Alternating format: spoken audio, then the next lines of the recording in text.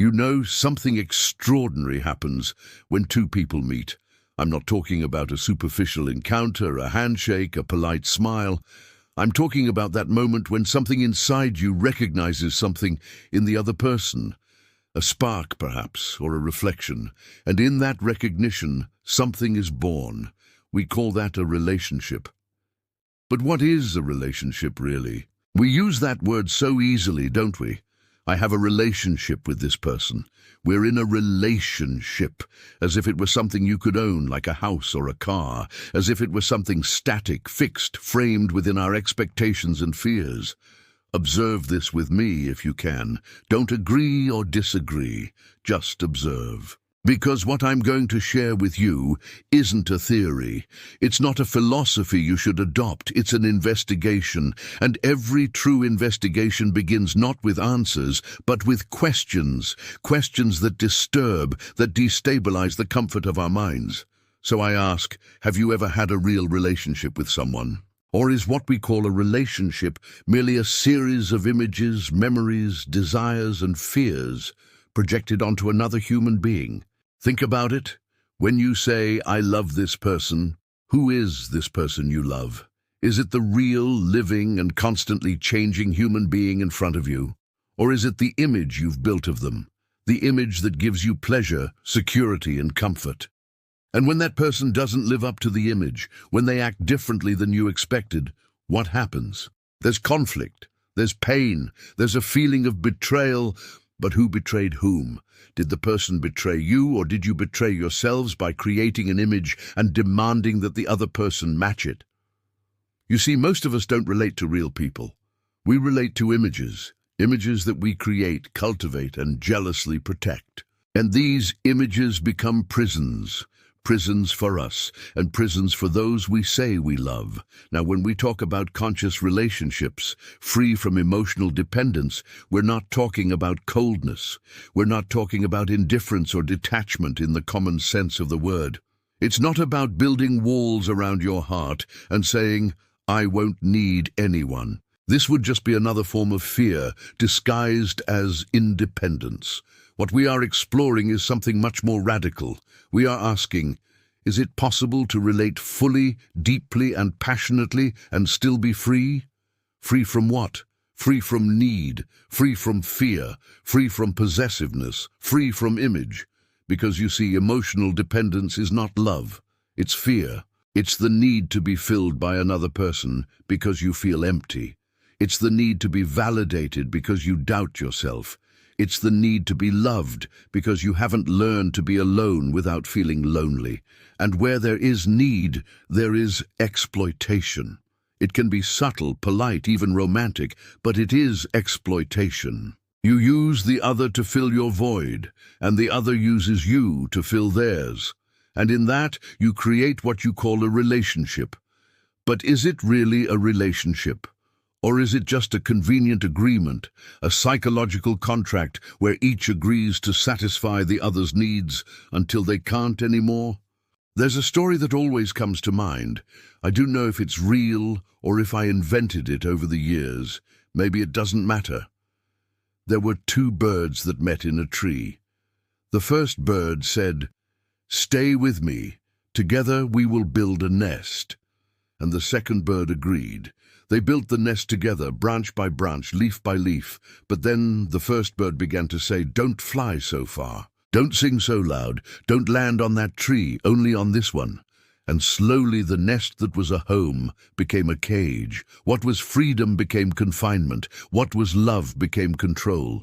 And the second bird looked at the sky and remembered what it was like to fly without restrictions. But now there was fear. If I fly, I will lose the nest. I will lose safety. I will lose the other bird. So he stayed, and by staying, something inside him died. The song weakened. The wings lost their strength. Do you understand? That's what we do to each other, not out of malice, but out of fear. We've transformed love into possession. We've transformed freedom into security, and we call that a relationship. Therefore, we must begin not with techniques or methods, but with understanding. A deep understanding, not intellectual but lived, that all emotional dependence is a form of imprisonment, and where there is imprisonment, there can be no love. Love is not dependence. Love is not need. Love is not the fear of loneliness disguised as closeness. So, what is love? That's a question that cannot be answered with words, but we can discover what love is not, and in that discovery, perhaps, just perhaps, something true can blossom. Are you willing to investigate this with me?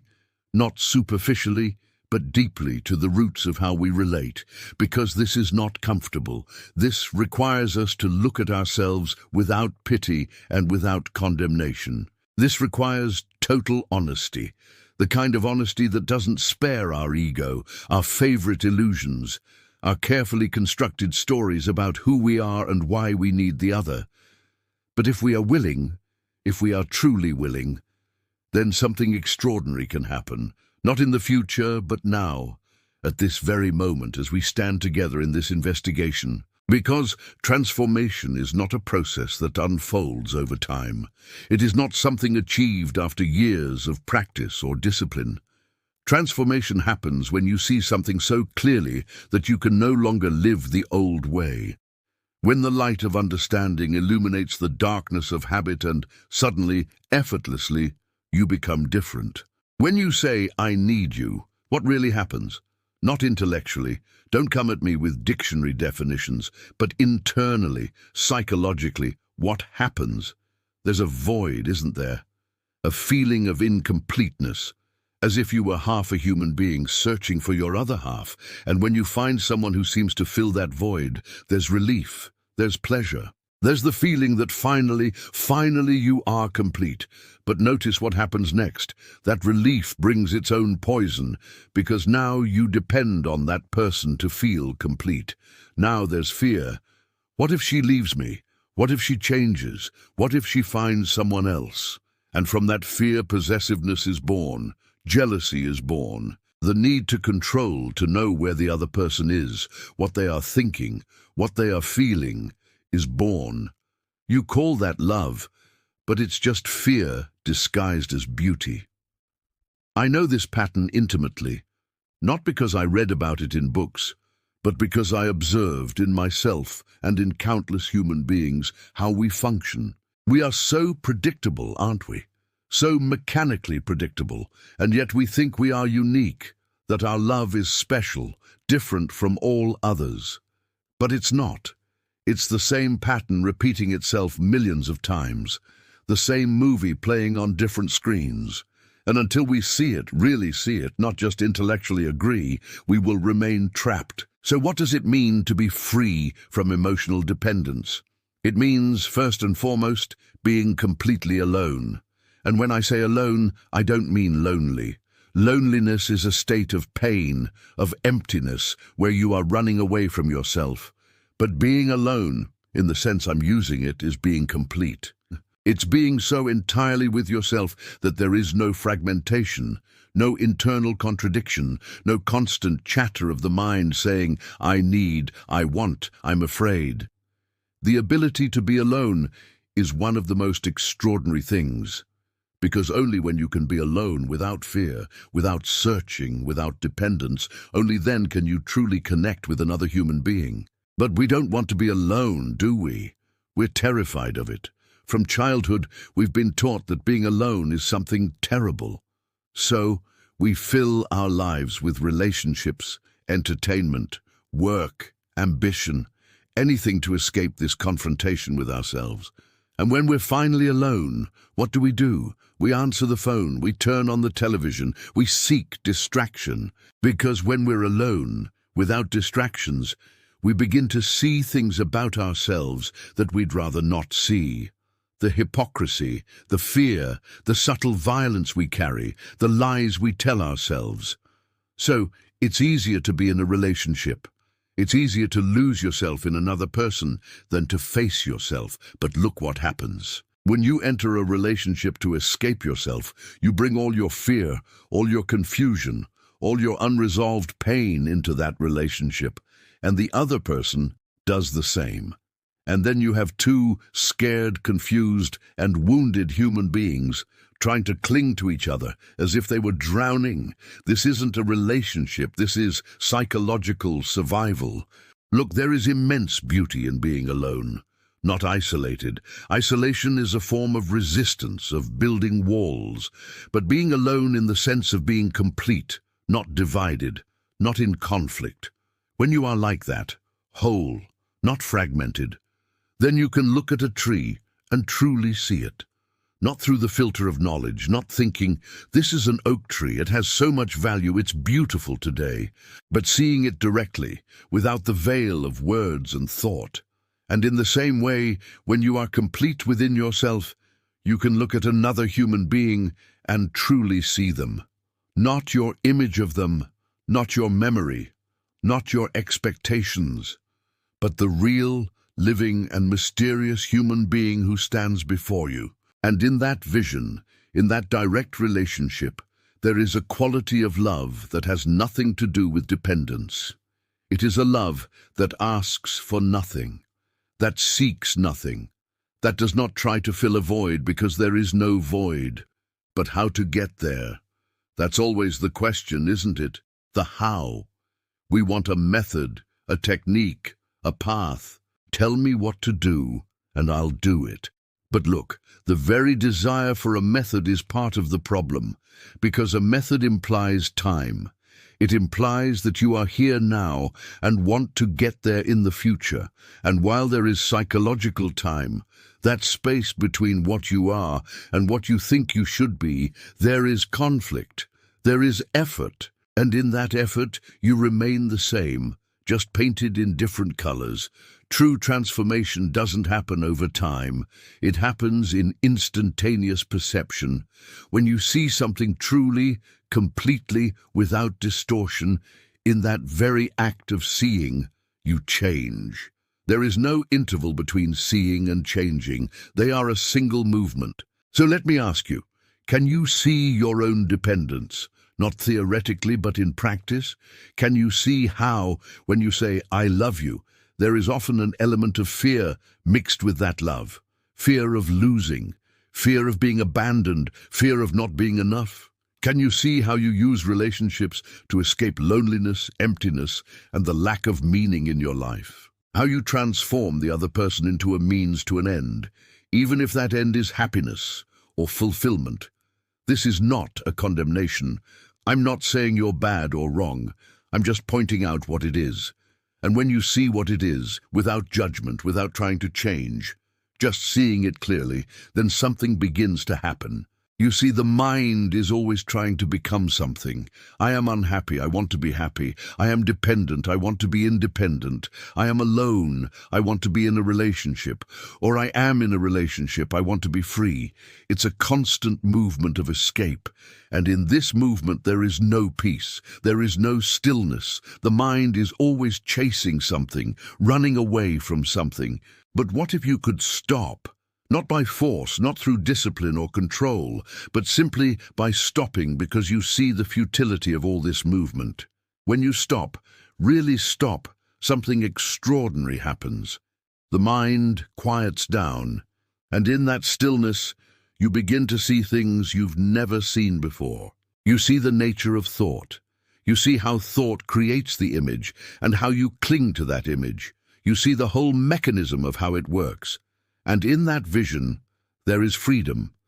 Not freedom from something, but the freedom that comes from full understanding. Now, what happens when two human beings free from this dependence meet? Is that possible? Or am I talking about some impossible utopia? It's not utopia. It's the most practical and real thing that exists. Because when you're not using the other person to satisfy your psychological needs, when you're not projecting your images and expectations onto them, then there can be a real encounter. Two human beings, each complete in themselves, meeting not out of need, but out of joy, not out of fear, but out of love. And this love has no possession. It has no jealousy. There is no need to control or restrict. Have you ever observed two flames together? Not just a quick glance, but truly observed them. Each flame maintains its own form, its own dance. They don't merge into a single flame, they remain distinct. And yet, the light they emanate creates something that neither could create alone. That's how it is in a conscious relationship. There's no such thing as the romantic idea of becoming one. Because when you try to become one with each other, what really happens? You're trying to dissolve your individuality, your fundamental loneliness. You're trying to escape yourself by losing yourself in the other. But two human beings can never become one. And why should they? The beauty lies precisely in their separation, in their uniqueness. The beauty lies in two complete beings meeting, not in two incomplete beings trying to merge. You know, I see this constantly. People come to me and say, I feel so alone in my relationship. And when I investigate with them, I discover that they were never alone. They jumped from one relationship to another, from one distraction to another, always running away from that fundamental encounter with themselves. And then, even when they are with someone, there is this feeling of isolation, because you can't truly connect with another human being when you're not connected with yourself. You can't share something you don't possess. Therefore, this feeling of loneliness in a relationship doesn't happen because the other person is inadequate. It happens because you never established that foundation of feeling complete alone. You brought your emptiness into the relationship, hoping the other person would fill it. And when you discovered that this is impossible, you blamed the relationship, you blamed the other person, or you blamed yourself. But what does it really mean to feel complete alone? Let's investigate this. Don't just take my word for it. See for yourselves. When you are alone, without distractions, what happens? There are thoughts, aren't there? The mind begins its incessant chatter. Memories of the past, plans for the future, judgments, worries, fantasies. It's like a radio that never turns off. And in this constant chatter, there is restlessness. There is a feeling that something is missing, that you should be doing something, be with someone, be somewhere different from where you are. This restlessness is what we call loneliness. It's not the physical fact of being alone. It's this inner agitation, this inability to be silent with oneself. Now, why does the mind do this? Why can't it simply be silent? Because the mind is movement. It's in its nature. The mind is thought, and thought is always related to something past or future, known or desired. Thought cannot exist in the now, because the now has no content. It is empty of time. So, when you are completely alone, it means you have discovered how to be with this emptiness without filling it. Not as an effort, not as a practice, but through understanding the nature of thought and psychological time. You see, the emptiness we feel is not real. It is created by thought. The thought looks inward and says, something is missing. I need love. I need purpose. I need meaning. And then the search begins to fill that void. But the very thought that identifies the void is what creates it. Without the thought saying something is missing, does a void exist? Or is there only this moment, this breath, this simple and extraordinary existence? When you see this, not intellectually, but you see it directly, something changes. You realize there is nothing to fill because there is no real void. There is only the mind creating a problem and then trying to solve it. It's like a dog chasing its own tail. And when you see this, there is stillness. Not the stillness you achieve through control or discipline, but the stillness that comes naturally when the agitation stops. And in that stillness, you are complete. Not because you have achieved something or become something, but simply because the fragmentation has stopped, the inner conflict has ceased. Now, when you are in this state, complete, still, without searching, how do you relate to another human being? First, you realize there's no urgency. There's no desperate need to make the relationship work, to make the other person happy, to extract happiness from them. There's a quality of lightness, of space. Second, you can see the other person clearly. Because when there's a need, there's distortion. You see the other person through the lens of your needs. You only see what you want to see, what gives you pleasure or security. But when there's no need, your eyes are clear. You can see the other person as they truly are. Not your image of them, not your memory, but the living being, constantly changing before you. And third, and perhaps most importantly, you can allow the other person to be free. Because when you don't need the other person for your completeness, you don't need to control them. You don't need. So let's get down to business. Because all of this may sound very beautiful, very poetic, two free souls dancing together in perfect harmony. But the reality is that even when two people are free from dependency, there are moments of friction. There are disagreements. There are differences in temperament, vision, and desire. What happens then? How do you deal with conflict when you're not operating from dependency? You see, in most relationships, conflict arises because each person is trying to mold the other in their own image. I want you to be like this. I need you to act that way. And when the other person doesn't reciprocate, there is resistance from both sides. And from this resistance, conflict is born. But when there is no dependency, when you are not trying to extract something from the other person or change them, then the conflict has a different quality. It's not personal. It's not about winning or losing, being right or wrong. Let's say you two disagree about something. It could be anything from where to spend your vacation to fundamental values about how to live. In most relationships, each person entrenches themselves in their position. There is argumentation, defense, attack. Each tries to convince the other, to prove that they are right.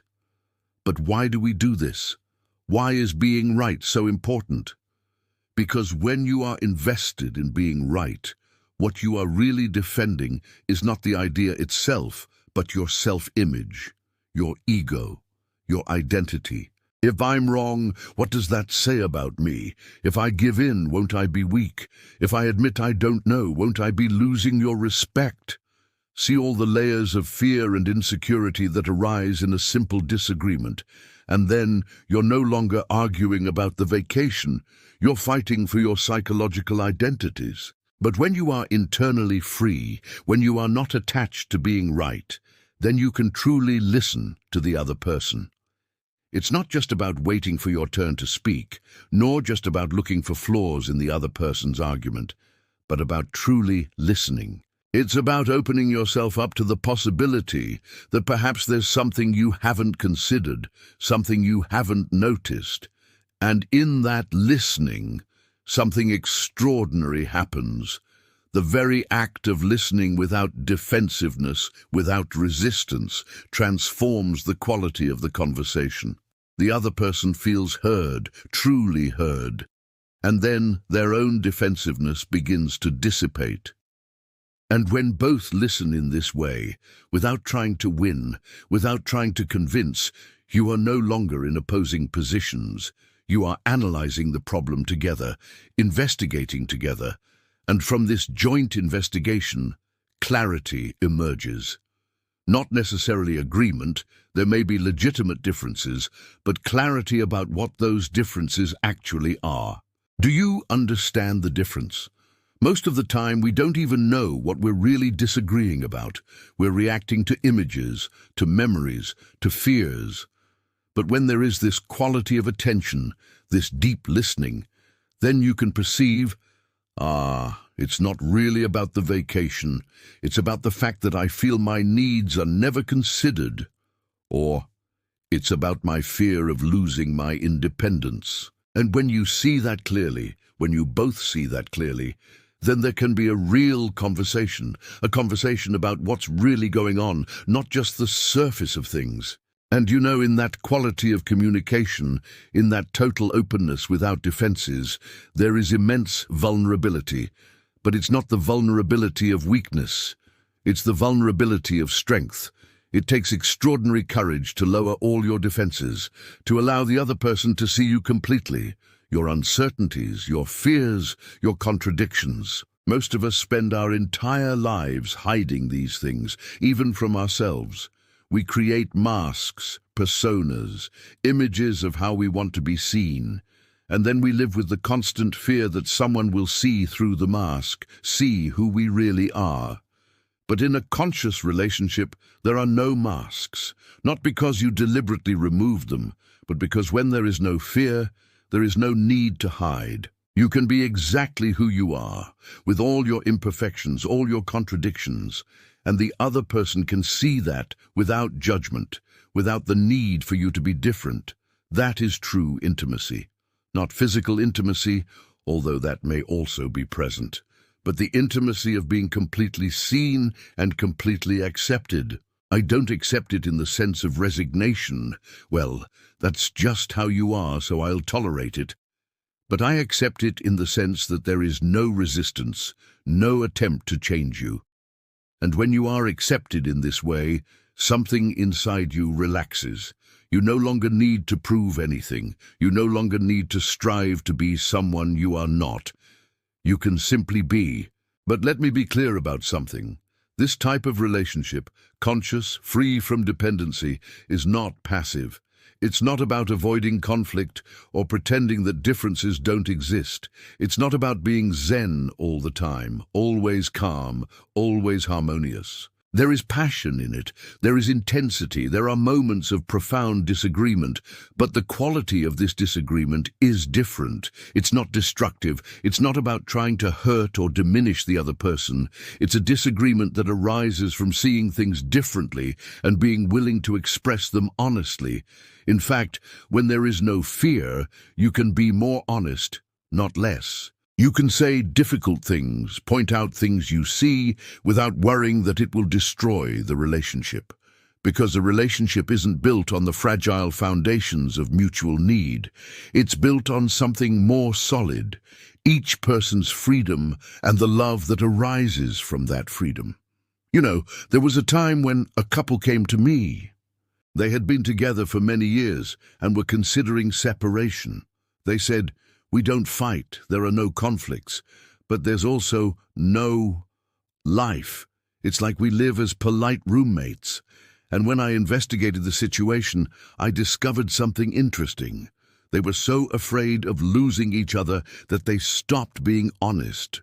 Each hid their true opinions, their true feelings, to keep the peace, and in doing so, they killed precisely what they were trying to protect. Because a relationship without honesty is like a body without breath. It may seem alive on the surface, but it's slowly dying. So I told them, maybe it's time we started being honest, truly honest, not in a cruel way, not to hurt, but to reveal yourselves as you really are, and see what happens. At first it was uncomfortable. Fears surfaced. Hidden expectations were revealed. There were moments of pain. But through this honesty, something began to be reborn. They began to see each other again, not through the comfortable images they had constructed, but through the real, living, and complex people who were before them. And that's what a conscious relationship allows. It allows both to evolve, change, grow, without this representing a threat to the relationship, because the relationship isn't based on who you were or on fixed images of each other. It's based on this quality of love that renews itself every instant. You see, love isn't something you possess. It's not a possession. It's not a permanent state. Love is a movement, a living flow. Like a river, the river is always in motion, always new, and yet it is always the river. When you try to capture love, fix it, transform it into something safe and permanent, it dies. It's like trying to hold water in your hands. The more you squeeze, the more it escapes. But when you allow love to be what it is, free, flowing, without guarantees, then it constantly renews itself. Every moment is new. Every encounter is invigorating. Even after years together, there is a quality of discovery, of surprise. So what are we saying? That conscious relationships, free from emotional dependency, are possible? Yes. But they are not conquered. They are not achieved through techniques or methods. They flourish naturally when you understand the nature of your own dependency, when you realize how fear operates within you, when you discover this capacity to be whole on your own, and then when you find another human being who has also made this journey or is willing to make it with you, something extraordinary can happen. Not because you followed a manual or applied principles, but because you brought understanding, awareness, and true love to the relationship. This doesn't mean it will always be easy. Life isn't easy. Relationships aren't easy. There will be challenges. There will be difficult times. But the quality with which you face these challenges is completely different when there is no dependency, when there is no fear. You can face anything when you are internally free. You can face disagreements, changes, even the end of the relationship, if it comes to that, without being destroyed by it, because your wholeness does not depend on the relationship. Your happiness is not in the hands of another person, and paradoxically, when you are like this, free, whole, that's when you can love most deeply. Because your love is not tainted by need or fear. It is pure, it is given freely without expecting anything in return. And when two human beings love each other in this way, there is a beauty in it that transcends words. It's not the love of movies or romantic songs. It's not stormy or dramatic. It's tranquil, deep, constant. It's like the sky. The sky is always there, vast, limitless. Sometimes there are clouds, sometimes there are storms, but the sky remains unchanged. In the same way, this love remains, not because it is fixed or frozen, but because it arises from a source that does not depend on circumstances.